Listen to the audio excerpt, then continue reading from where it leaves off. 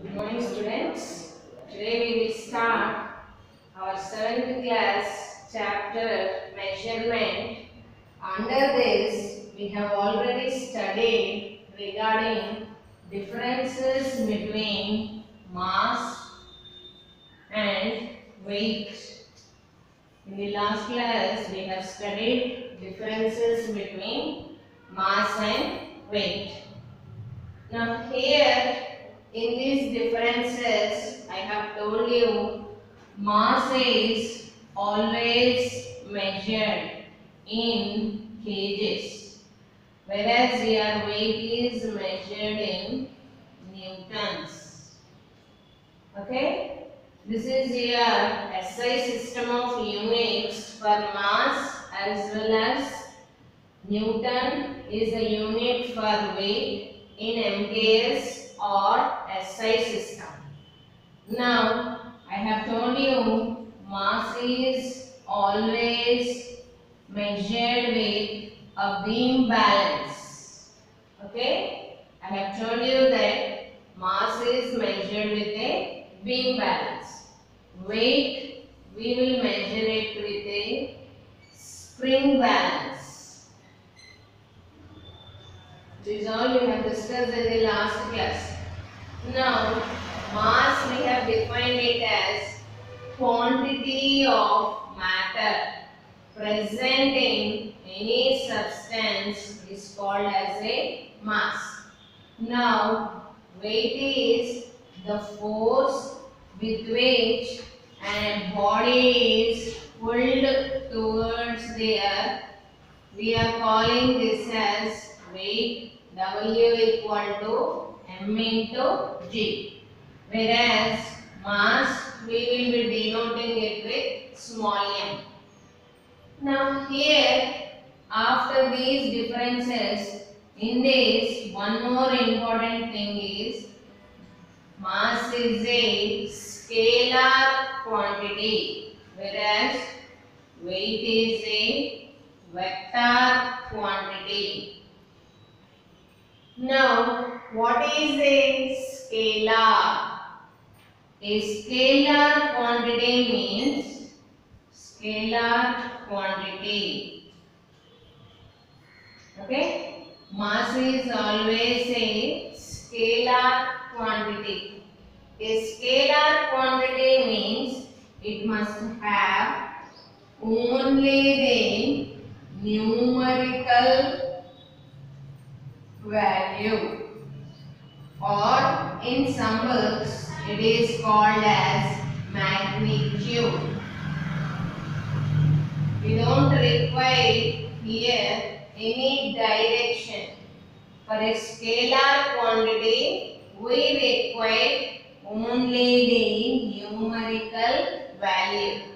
Numerical value means a number. We require a number, whereas a vector quantity means it should have a numerical value and there should be a direction. Both should be there. What should be there? A numerical value and a direction. For which quantities? Vector quantities. Hence, vector quantities are defined as those quantities which have both numerical value and direction. Scalar quantity means those has only numerical value and direction is not required for them. Such quantities are called as scalar quantities. Now here, why we are calling mass as a scalar quantity? See, if this is a book, the mass of the book is, let us assume, 1 kg. Okay? Now if I place this direction, or like this also, the mass will be 1 kg only. Here If I place like this also, the mass of the book will be 1 kg. Do I require any direction there in order to measure the quantity of matter? There is no requirement for the direction. Hence, mass of the book is 1 kg. 1 number, here 1 indicates a numerical value. We need not have any direction there. Hence, wherever you see mass is 10 kgs, mass is 100 kgs, but they don't mention any direction. Such quantities are called as a scalar quantities. Now, here force. If I throw a stone upwards, what happens? Due to the gravitational force of attraction, the stone is moving towards the earth. Now when the stone is coming towards the earth, is there a direction for the stone? Yes. Hence, vector quantities it requires. There when it is moving towards, it has mass. If I throw a stone has a mass of 1 kg. Now, after reaching a certain height, it is moving towards the ground. Here, numerical value is there, direction is there. Such quantities are called as a vector quantities. Following children, those quantities which have only numerical value are called scalar quantities. Those quantities have numerical value and direction are called vector quantities. Our weight is a vector quantity. Our mass is a scalar quantity. Okay? These are the certain differences between mass and weight. After this, if you see in your textbook, look at page number 17. Now what we said, mass is always measured with a beam balance. Now look at this figure. This is nothing but a beam balance. Like whenever we go to buy the vegetables, we are seeing a common balance at the greengrocer. Similarly, this is your beam balance to measure the mass. Now in this, what are they? What you are observing in the figure? There are two pans. Okay? There are two pans. They are attached using a strings there. Now this is the horizontal beam, and you have a pointer there. In the middle you will be having a pointer. Now in one of the pans you will be keeping the weights. You have seen at the greengrocer while buying the vegetables. Weights are kept on one side of the pan, and the quantities which you want to take, like tomatoes, potatoes or something, you will be placing it in the other pan. This is used to measure the mass of a substance. Okay? Here, the beam, these pans are attached to this horizontal beam at equal distance. Okay? To the horizontal beam, the pans are attached at the equal distance, and the mass of the pans, of both the pans, must be equal. Okay? This is regarding your beam balance. Now next, you see at the bottom of the page, this is called as a grosser balance. Sometimes, in order to measure the sugar, in shops you might have seen this grosser balance.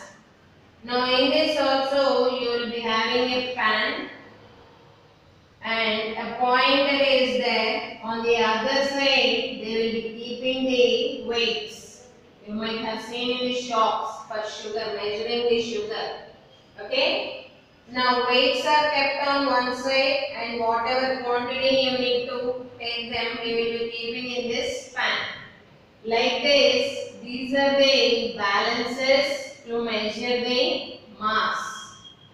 Next, weight. Weight is measured by using a spring balance. On the page, see here, this is your spring balance.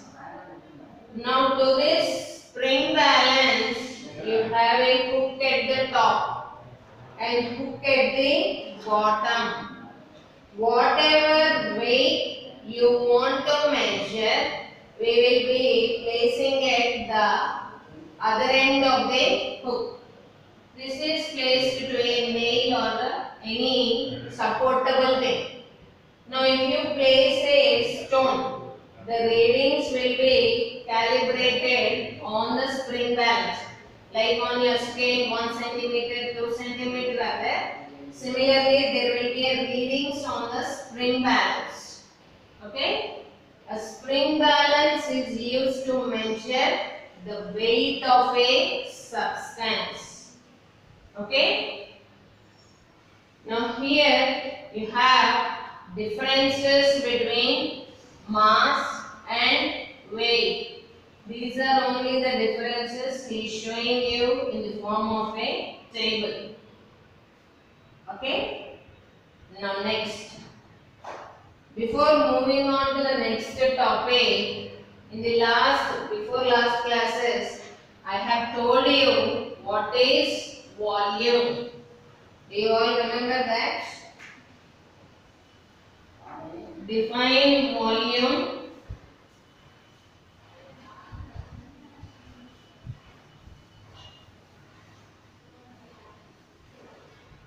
How to define a volume? Why we are defining? First, we are entering into another topic called density. We always denote it with small d. Okay? We denote it with small d, density. Now, in order to know about density, you need to learn the two factors, mass, and the second one is volume. Okay? That's why I have asked you to know about the definition of volume. What is volume?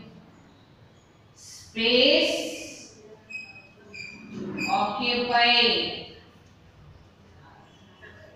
by any object is called volume. Okay? Space occupied by any object is called as volume. Now here, let us see. This is a log of wood. Log of wood. Now I have placed a stone. Log of wood is placed and a stone is placed. Now tell me, in these two, which one occupies more space? Obviously, you will be telling that the space occupied by log of wood is more, but the space occupied by stone is less. Now, can I say volume of the wood is more when compared to wood is more than volume of the stone? Yes or no? Volume of the wood is more when compared to the volume of the stone. Now here, let us see one more example. You are not doing anything. Just a simple example like take a iron bar and take a wooden piece. Now tell me which one will be more heavier. You all will be telling that iron will be more heavier than the wooden block. Okay? This is a generalized statement. Now here a stone and a log of wood. If I take the log of wood of mass 10 kgs and the mass of the stone is 1 kg. Now which one is heavier? You will be telling that wooden block is heavier. Now but in physics, in order to tell about the heaviness, we need to have two factors. One is called as a mass and the another one is called as a volume. In order to decide that volumes of both the substances must be same, then only we can decide which one is more denser than the other substance. Look at your page number 19. Here he has placed 10 kg of wood and 1 kg of weight. Now what he is saying, the log of wood may have 10 kg mass and is thus heavier than the iron weight. Is it or not? Log of wood of 10 kg and iron of 1 kg. Which one will be heavier now? Here log of wood. Now turn the page. Look at these two figures first. What are they? Oak wood is there and the another one is an iron cube. Okay. Now here in this he has been telling you that an oak wood of volume 1 meter cube. This is wood volume and another one is volume of iron is how much? 1 meter cube. Okay. Now mass of your wood is 700 kgs. Mass of your iron is 7800 kgs. He has mentioned in the figure. Okay. Now here density.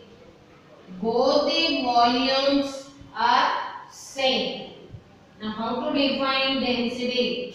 Is ratio of mass by volume. How to define density? It is the ratio of mass by volume. Okay. Now I want to find which one is heavier now. Okay. Now substituting all these values in the given formula. Look at here. This is density of wood. How much is the mass? 700. Volume is 1. Hence you will get 700 kg per meter cube. Now come to density of iron. 7800 is the mass. Volume is 1. Hence density of iron is 7800 kg per meter cube. Now which value is more? Your iron, density of iron is more when compared to density of wood. Hence, now can I say iron is more heavier than my wood? Yes. Hence, scientists have introduced a physical quantity called density. It is defined as ratio of mass by volume. Okay, children? Now note down your homework.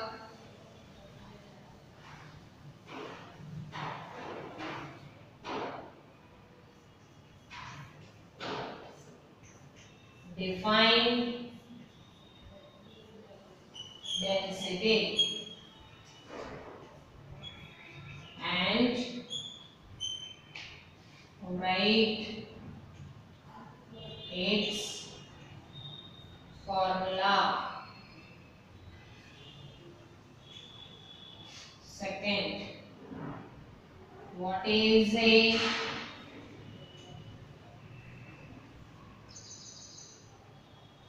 scalar quantity? Give one example for a scalar.